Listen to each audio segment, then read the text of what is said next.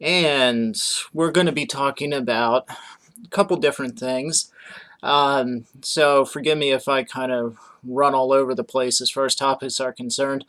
Very obviously, I have to say something about Jeffrey Epstein. Um, my last two episodes have kind of been about Epstein and kind of some of the issues that have been swirling around him, I think, since his incarceration, namely the issue of redemption, and the idea of evil itself. That sort of his behavior is a symptom or a characteristic of absolute evil. Sorry, I had to turn that off. It was my vape.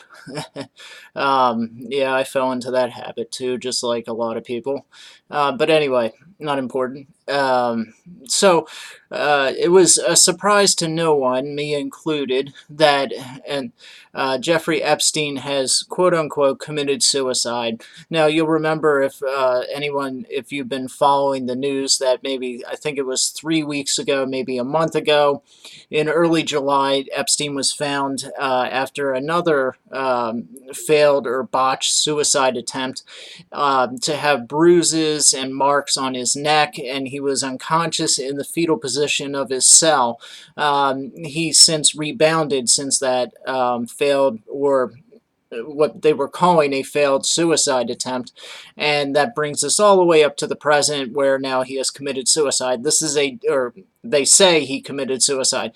And I'll get into the conspiracy theories in a minute, which are already, of course, because of the outrage machine and social media, which are already swirling around like a mad kaleidoscope of just uh, baseless accusations against numerous different political figures. One side blaming Trump with the hashtag Trump body count trending, the other side blaming Bill Clinton with Clinton body count trending. And it just goes back and forth with these wild accusations regarding one former president and the current president wanting to silence Epstein because they had engaged in these illicit pedophilia activities with him on his island, supposedly. Now, the actual death of Epstein came on early Saturday morning, and I was actually at work when I heard about it. I turned on the TV, I install cable for a living, and I had just hooked up this guy's cable, and the very first channel that came on when the cable box came on, I think it was CNN, unfortunately, and it was saying, Jeffrey Epstein committed suicide. Surprise! I mean, there's always a certain element of surprise when you first see something like that, but I have to admit, I really wasn't all that surprised. I don't think anybody really was. Here was a man that had ties to some of the most powerful names out in the world today, from movie stars like Kevin Spacey to political figures like Bill Clinton and Donald Trump. He was, I think, a trader of some kind on Wall Street, so he had ties to some of the biggest players in finances. He knew Prince Andrew, so I mean, these were global power figures that Epstein was rubbing shoulders with on a regular basis. Apparently, one of his top lawyers was Alan Dershowitz. Kenneth Starr, I think, was another.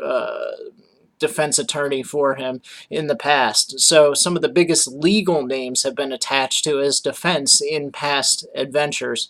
And incidentally, Alan Dershowitz has also been accused by one of Epstein's accusers as being as a lady that stepped forward, one of the unsealed documents, I guess. This lady has accused Prince Andrew, a Democrat governor, I believe, a representative, and also Alan Dershowitz, that she was, and I'm not going to use her name. I do know it, but I just don't want to drag her name through the mud already, as it already has been. It just, to me, it's unnecessary. I hope that justice prevails as far as she's concerned. Now that Epstein's dead, it's a little unclear to me whether any of this will move forward as it should. It's a little doubtful. He was their star witness, and if anyone could have rolled on these big names that were also involved in his sex trafficking, it would have been Epstein. Which is why I think the idea that he committed suicide is very, very doubtful, to say the least. But anyway, this girl claims that Alan Dershowitz, she was forced to have sex with Alan Dershowitz, with Prince Andrew, and I think somebody Mitchell, who was a governor of Massachusetts, or something like that. Um, there was a time when I would have, gone through with a fine-tooth comb and try to figure out every detail and, every name of every person that was involved. But I've become so cynical to some of these events and these type of stories when they break, that it also that to me at least, now I don't say this for justice's sake, but to me at least it's almost irrelevant, some of the names. Not that I don't want them to be caught and to be punished, but I have such a vision now, and a view of our government as being so irredeemably corrupt on the whole that it almost surprises me that all of them aren't doing these things with Epstein. I'm more surprised when I find out that there are some that would have said no than when we find out that this governor or that engaged in such and such criminal activity or an illicit affair or what have you. I'm more surprised when we find out that there are good people in our government now than when we find out about allegations of corruption or sexual misconduct. Um, excuse me. So, and that the whole madness around Epstein's death is surely going to be a big black eye for American trust of our government. This man, obviously everybody knows, had ties to political figures: Bill Clinton, Donald Trump once upon a time, and many others. And for him to die like that, obviously, is going to nobody's going to really buy it. We'll just put it that way. I don't buy it.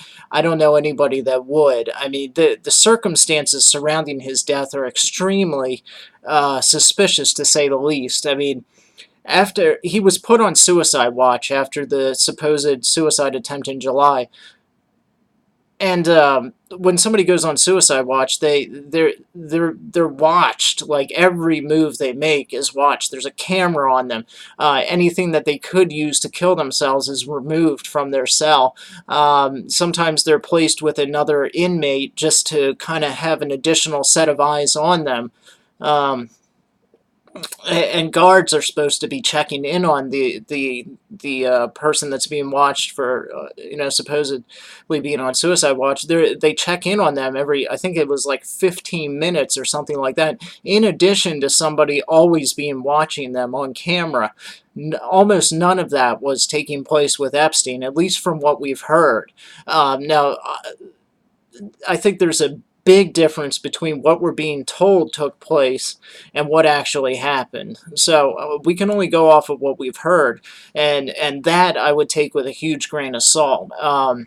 Supposedly the camera system that would have been watching Epstein was not inside his cell, but rather outside of it. If there were cameras inside the cell, they claim that there was camera malfunction, like a malfunction going on at the exact time that Epstein killed himself. So just coincidentally, their camera security system failed in that area, specifically on Epstein's cell, allowing him to kill himself without anyone being able to videotape it. Um, I don't know anyone that would really buy that. It would be a different story if we lived in a time of government transparency, where its citizens, by and large, trust the government. But when you have the vast mistrust of our civil servants, if you want to call them that, um, and then things like this happen, it only further compounds the mistrust. It just serves as another brick in the wall. You know, it's just one more thing to cause us to mistrust the government. You know, if you take it as a just another piece of evidence, another reason why when they tell us something has happened, we should be extremely dubious about it. Um, in addition to the malfunctioning cameras, was the issue of the security guards. Now, security guards are supposed to watch somebody that's on suicide watch diligently, and apparently that was not what happened with Epstein either. The two guards, I think, that were supposed to be watching him were burnt out from being on just running 60 to 80-hour work weeks.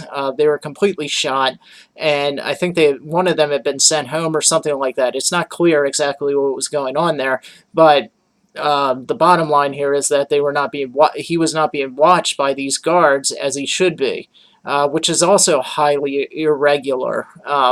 There's been numerous wardens and other guys who have worked within the prison system that say that, you know, for somebody who is such a high profile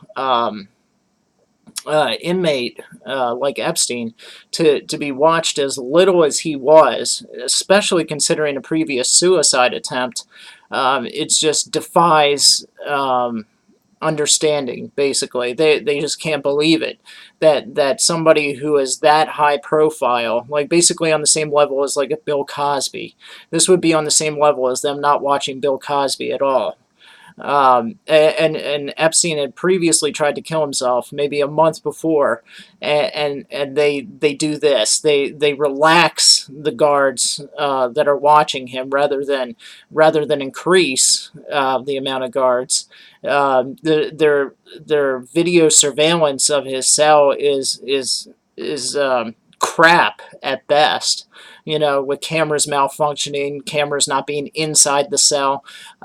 He had previously been placed in with another inmate, I believe, and then that was scrapped. You know, the inmate was taken away, so he was left by himself in the cell. All of this adds up to what looks like extremely suspicious circumstances, if you ask me. I don't for such a high profile inmate, it just defies belief that all this would take place, especially considering the amount of powerful people that surely want him to shut up and not talk. The guy, his Rolodex was a literal who's who of all the shapers and movers in the world on a global scale, not just here in America, not just in Hollywood, but on a global scale. His Rolodex went from Prince Andrew, like I said, to Kevin Spacey, to Bill Clinton, to Donald Trump. I mean, he knew absolutely everybody who was anybody who makes things happen in this world. And apparently, some of these people had to have known about what was going on with him, with his Lolita Express and his pedophile island. Um, I think even if he did kill himself, which I'm pretty skeptical about, even if he did, the just the sheer incompetence that was demonstrated by the prison system there and the government is just, they deserve everything that's coming their way as far as citizens not trusting them. I mean, this is why. They're either the most corrupt people out there or the most incompetent. Either way, they have no business being our civil servants, being our representatives. If this is the best they can offer, then they need to be gone, and gone now. Um, I don't know how else to, what else do you say? I mean, they can't guard one of the most valuable prisoners out there. You know, this guy really could have cleaned house as far as the global elite is concerned. You know, these people that are operating on a level that clearly they think that they're above the system of justice, you know, that the law doesn't apply to them. Epstein was clearly a person that thought that. Otherwise, why would he have done what he did? He People like him who have that kind of money and power really do think that the law does not apply. And then when you see a ray of hope like that, like, Epstein gets arrested, and he can bring down these other people, and then bam, it's gone like that, either by sheer incompetence or by what else do you say but assassination. Either way, all it does is further solidify the perception that ordinary Americans now have that there is a double standard for justice in this country. That ordinary people are held to a standard of justice that powerful people ignore, mock, trivialize, and take a dump on. People like Epstein, people like Bill Clinton, maybe even Trump. I don't know. But these people that have this kind of money and power are the Hillary Clintons of the world, who are able to destroy their emails, evidence that are tipped off by the FBI, who is supposedly investigating them, that a raid is about to take place, so that they can destroy the evidence. And then, while the raid is taking place, in the middle of an investigation, the director of the FBI is already writing an exoneration letter. That would be James Comey writing the exoneration letter of Hillary Rodham Clinton. And then when you see these kind of things happen, and Hillary Clinton just rides off into the sunset, and nothing is said, nothing is done. Anyone who talks about it is labeled a right-wing nut conspiracy theorist by hacks like CNN and MSNBC, who are in their own way just as insane on the conspiracy level as anybody else. If you listen to the Russia hoax, that they just won't let die, despite the fact that it's fallen flat on its face with Robert Mueller's zombie performance. I mean, how many Ambiens did the guy take before he went before the Senate? It was ridiculous. If that didn't scuttle their Russian dreams, I don't know what will. And yet they keep it up. Nadler and who's that? Adam Schiff. These guys that are just driven to hold on to this narrative. But you see people like Comey just get, somebody who lied, leaked classified information to the public, to the press. I mean, just and no culpability. No, he will not stand trial. What was his name? Horowitz, the inspector general, actually referred James Comey over to the Department of Justice for criminal prosecution, and William Barr refused. Now, there are many that speculate that since Barr and Hubert, I think his name is, are still in the midst of an ongoing investigation into FISA abuse and the FBI's illegal, what they claim is illegal spying on a presidential candidate, Donald Trump, and his campaign and American citizens. They're in the middle of a massive investigation into this stuff. So a lot of people claim that to try to bring Comey down for just his I guess it was the leaking of classified information, they have bigger fish to fry, and Comey will stand trial for other more important, more egregious crimes. One can only hope so, because the impression I get from James Comey is that he in no way is nervous about the wheels of justice turning for him. He seems like a man who knows that he knows all the right people, and has committed umpteenth crimes, treasonous crimes against the country, and yet he gives the impression as somebody who knows, not just thinks, not just believes, but knows that he's going to walk off into that sunset just like Hillary Clinton did, and get away with it. And it's disheartening, when you see things like Horowitz referring Comey for prosecution, and William Barr, saying no, we're not going to follow up on that.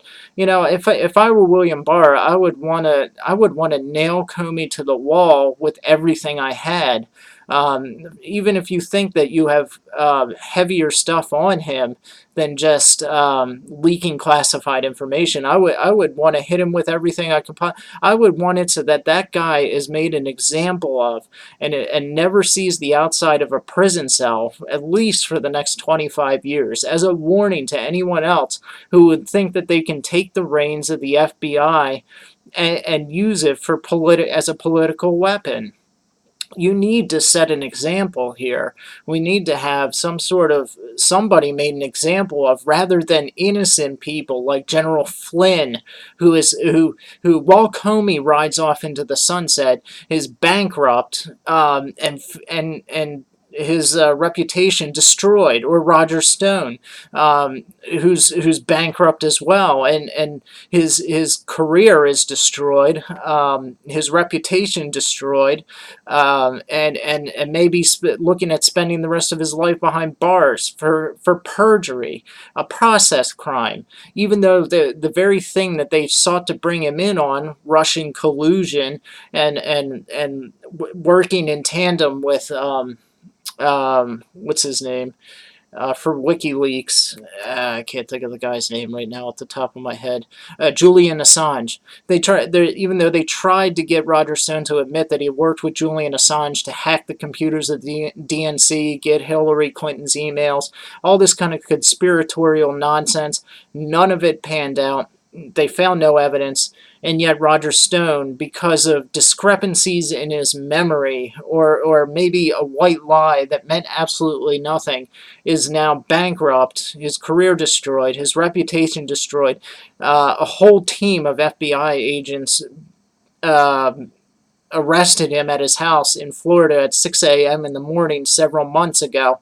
CNN, by the way, being the only news organization there present to actually videotape the arrest, which there's a whole thing about that. How did they possibly know that that was about to happen?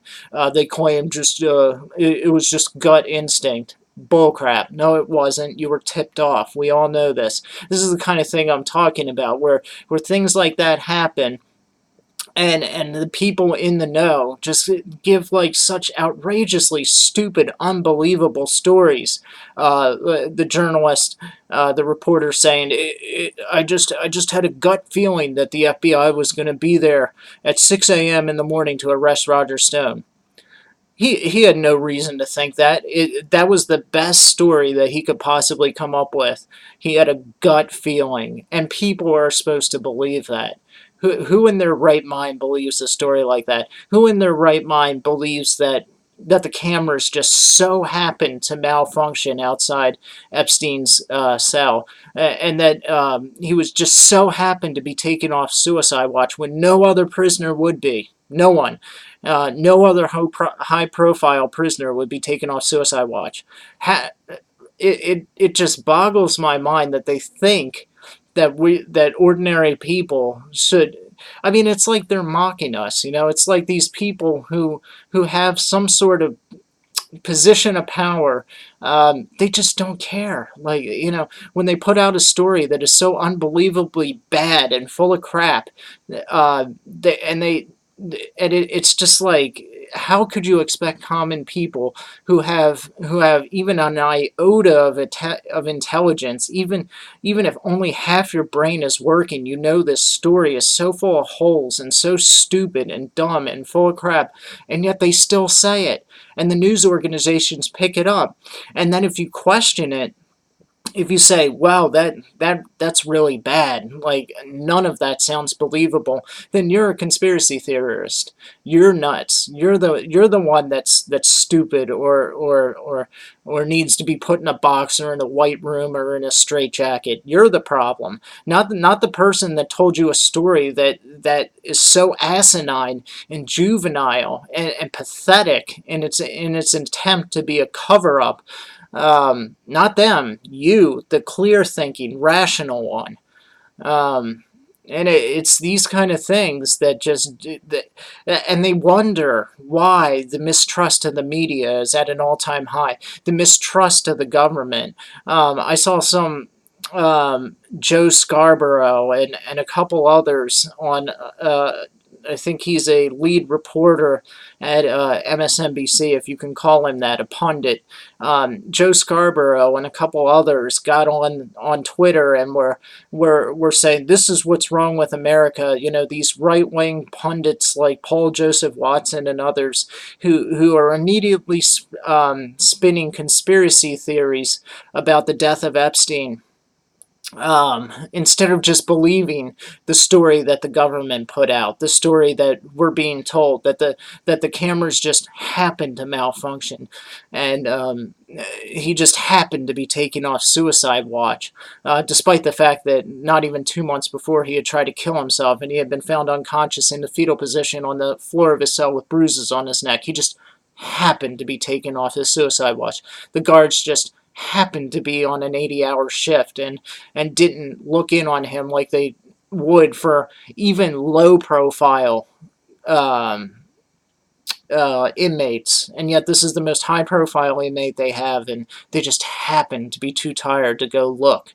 Um, I just don't know who could believe that and still have any sort of integrity or honesty or desire to know the truth, to strive after truth and justice and all these kinds of things. The only people that would believe a story like that are the Joe Scarboroughs of the world who don't believe the story but are paid to make you believe what you know is total BS.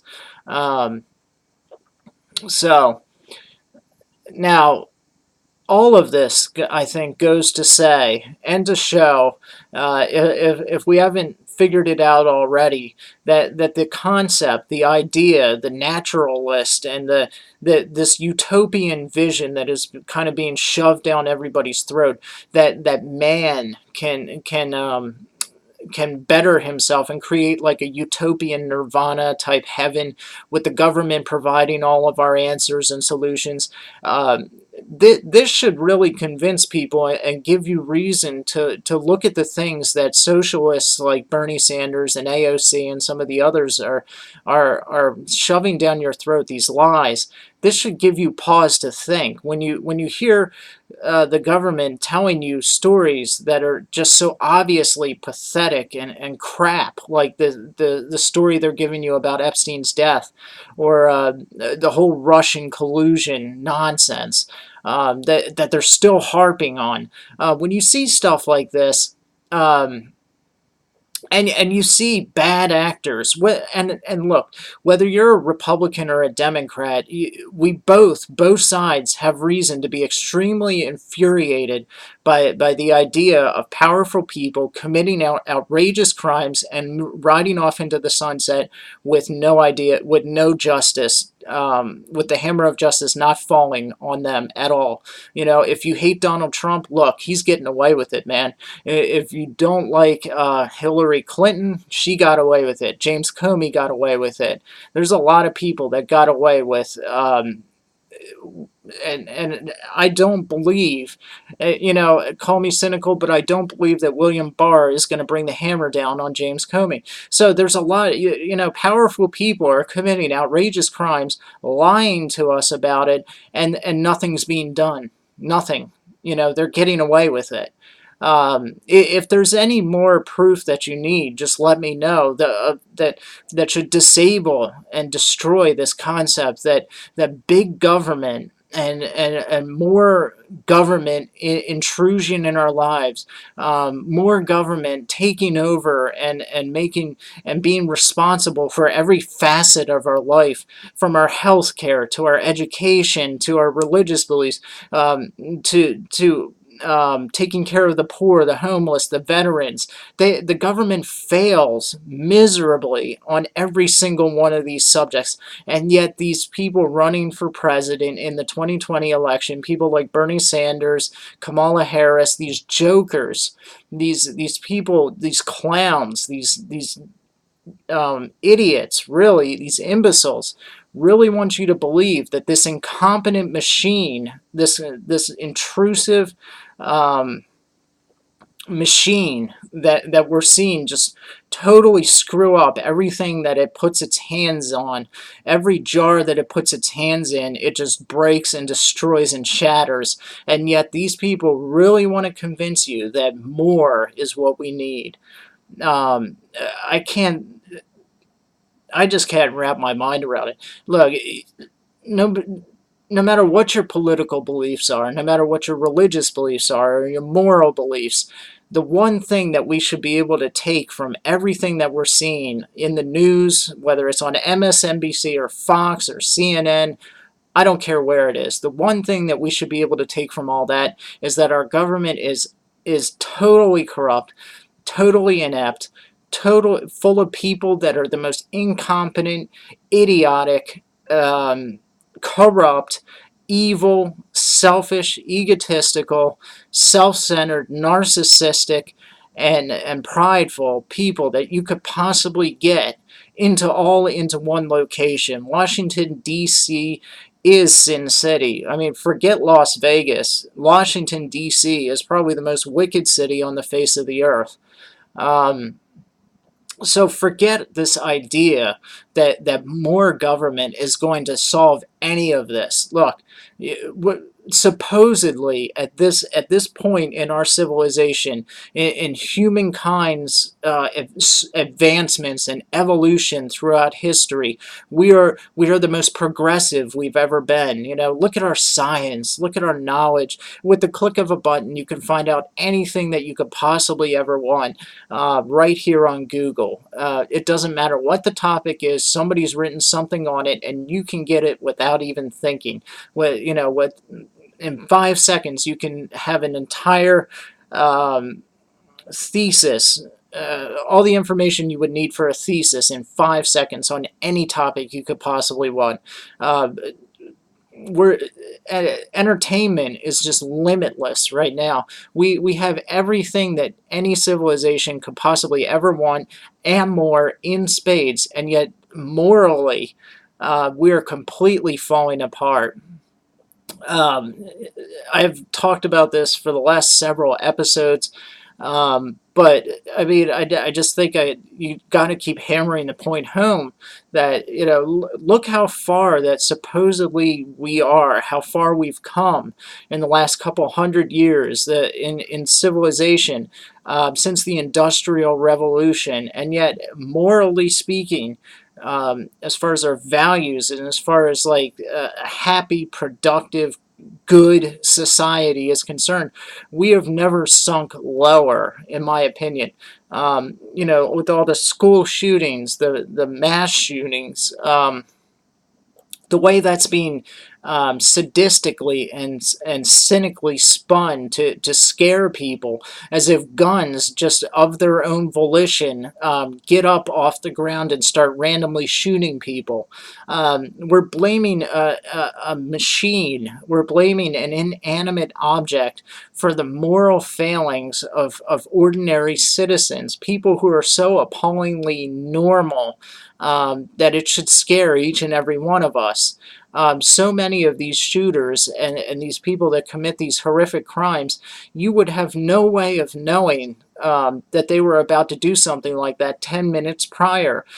It's what we called the Nazis with the banality of evil, the normalness of evil, which goes a long way, I think, to show what truly beats at the center of the human heart. This Joseph Conrad called the heart of darkness, and he ended the famous story with the lines, "The horror, the horror."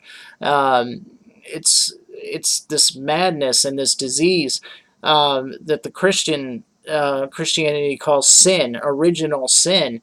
This separation between God. Well, it separates us from God. Total depravity. As the Calvinists would call it, the more reformed aspects of Christianity, which I ascribe to. But what more evidence do you need when you see science making all these great strides? We've never gone farther or been capable of more than we are now in science, and yet we can't answer basic questions about right and wrong. The science is telling us more and more and more about the when life actually begins and how intricate and valuable and precious life is from the moment of conception. You know, any responsible obstetrician or gynecologist will tell you that right there from the beginning, it is a separate, valuable human life, and yet we're killing those lives at a record pace, faster than the Nazis did at Auschwitz. Um, and going back to Epstein, when you see things like that, you know, like I said, it was like a ray of hope in a sense that when he was imprisoned and captured, you know, you thought, well, maybe justice will actually this one time take place. Maybe these people who have for so long held themselves up above the law and acted like, you know, they could never be touched. They were the untouchables, these elites. And then Epstein dies, you know, and our hopes are dashed. And despite Bill Barr's protestations that the investigation will go on, deep down, all of us know that it will not. With Epstein dead, the investigation collapses. The leverage the investigators had is gone. It can't continue, not in any meaningful way, certainly not in the same sense that it would have before. Um, so it, I think it just goes a long way to show that to put your final hope, your final faith in mankind is a foolhardy venture. Um, as I just said, we've never been further advanced in education, in science, in all these different areas, and yet we're shooting each other. Our children are shooting each other in schools. Um, the global elites are walking away from monstrous crimes. Our children are being killed inside the womb. Our children are being captured and used as sex slaves. We're a society that is for being as advanced as it is in all the is showing all the signs of reaching its inevitable end. I mean, I don't have time to go into it, but there's been numerous. Oops, drop my vape. There's been numerous historians and social writers who have written on this topic, what it looks like when a society reaches its the point right before it totally collapses, and much of Western civilization has reached that point. You know, there's this confusion. Or a rejection and a lack of education on what actually brought the society together and founded it in the first place. The what's universally recognized as the foundation for any good society is the family, and that's gone. You know, the family unit in America today has vanished. You know, so divorce is through the roof. Yeah, even people that aren't getting divorced they're not getting divorced because they're not getting married in the first place. Monogamy is being rejected. The traditional roles of men and women are being questioned and thrown out the window. Our children are being taught to question them from an early age. That's propaganda, indoctrination.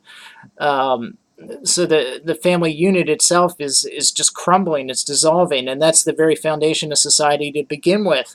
And then out of that society, out of the society that's decaying and falling apart, rises forth from that future politicians and representatives. And then we're shocked why when they reach positions of power and live out the value systems that they've been taught from an early age. And we're shocked when that happens, when things don't pan out as they should for us.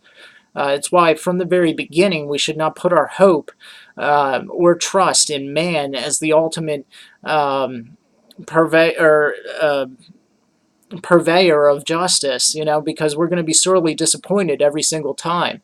It will continually run into situations like we did with Jeffrey Epstein or Comey or Clinton or even Trump, perhaps, if he has done crimes indeed. And then these people, if we're continually looking to the advancement of humanity, then we're going to continually see these people walk off into the sunset after committing outrageous crimes. It's only when we have an objective, definable base for justice, that people can actually be held accountable to it. If you have a relativistic society in which, there is no ultimate truth, and you cannot define evil, then how do you actually judge somebody? Upon what basis do you say what you did is wrong? It encourages criminals, when you teach them that your truth is your truth and my truth is my truth, and there is no ultimate truth. Um, it cripples the legal system on top of that, because it undermines the value of your laws. Upon what basis do you make these laws if there is no ultimate truth, there is no ultimate justice? You can't have these things if you're just going to trivialize them in every other aspect of society. That's why, as I said, we should not put our faith in mankind ultimately to provide the answers. Man is never going to create a utopia here on earth. All we can create is hell here on earth if all we're looking to is ourselves. All we'll find is, as Conrad said, a horror, a horror, a horror, a heart of darkness. That's it. Ultimately, that's all we can do. Apart from God, apart from God's intervention. That's why also we will always be sorely disappointed if we place all of our hopes, say in Epstein's being brought to justice, just on ourselves. It's why the Christian can say, in the case of Jeffrey Epstein, he really actually didn't get away with anything. Ultimately, the atheist, the secularist, the naturalist, whoever else, well, all they can do is look grimly upon the suicide of Jeffrey Epstein and say, there's another one that got away with it. That's why we need to strive all the harder. No, no, Jeffrey Epstein didn't get away with anything. If he is indeed dead, whether he committed suicide or was assassinated is irrelevant. If he didn't repent, then Jeffrey Epstein didn't get away with anything. And even if Jeffrey Epstein did repent, his sins were not ignored. One way or another, the penalty was paid. And that's, we can talk about that in another episode. But the point is that no matter what, justice was served in this occasion. There is no world at all that exists where Jeffrey Epstein got away with it. When you recognize that God is the ultimate judge and the ultimate arbiter of justice. It says that, on that final day, the day of judgment, every wrong will be righted. Every thought, word, and deed will be called into an account, and every tear will be wiped away of those who were victims of injustice and violence and wrong and sin. So the main point is that we put our faith and our hope in something other, in God, other, a being that is so far beyond us, that will never fail when it comes to justice. And while it may seem like here on earth that things are spiraling out of control, that is only because that us as people, we have the freedom to choose and the freedom to act, but we will always be responsible for that freedom. And when you see people like Comey or Clinton or Epstein or Trump or whoever riding off into the sunset, they're riding off into the sunset over the cliff and into hell. Is basically what it comes down to. And they will, your money, your net worth, none of that will matter when we stand before God. Absolutely none of it. In fact, people who are presidents, senators, in positions of influence and power will be even more culpable for their actions, for how they live their lives and use their responsibility and their power. As it says in the Spider-Man movies, with great responsibility, or with great power comes great responsibility. That's not, just a cheesy throwaway line. It's true. Um, and nobody seems to think about that anymore today. This responsibility, what? You owe me. That's what everyone thinks. You owe me. They owe me. The government owes me. God owes me. Everybody owes me. It's this is self, self, self, self, self. I love myself. That's the tome, the marching orders for this entire culture. It's just I love myself. Um, anyway, I've rambled long enough. I hope this turns out to be somewhat of a coherent episode. I promise we'll do a little better next week. I know I warned you at the very beginning I would be all over the place. So I'm going to shut it down before this goes on too long. So good night and God be with you.